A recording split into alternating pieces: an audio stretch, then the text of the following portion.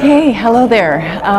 Yes, I'm Meredith Averill, and I am lucky enough to chair the board of the CR Society. What I wanted to say is, for people who are working to develop a CR practice, two things that over time, or that at various times in my practice, made it really much easier for me to stick with what I wanted to be doing. And the first one was when I started tracking my intake so that I could see really what it is that my body gets from what I eat. I kind of thought I knew, and I kind of did know, but I certainly didn't know in the kind of detail and reality. It was a reality check. So as a result of doing that, I kind of knew more about how I wanted to eat to make my CR practice really CR. Some years later, when I became more interested in glucose control, when I started to use a glucometer, and this is a glucometer, this is a glucose meter that one does a stick on the forearm so that it doesn't hurt anything like sticking one's finger. I started to monitor my glucose to see the effect of various meals and various foods.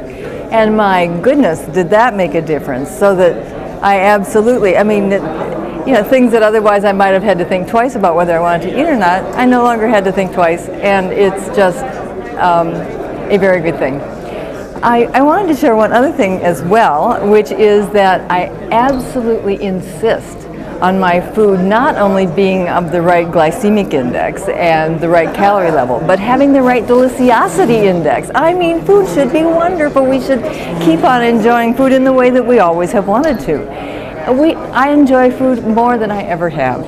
And it's a matter of using spices and broths instead of salt and sugar for flavoring.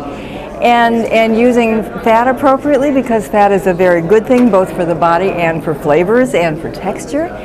And there are fats in a variety of ways. You can use oils, you can use lecithin, soy lecithin. Some of it is very tasty instead of being, I think some is bitter.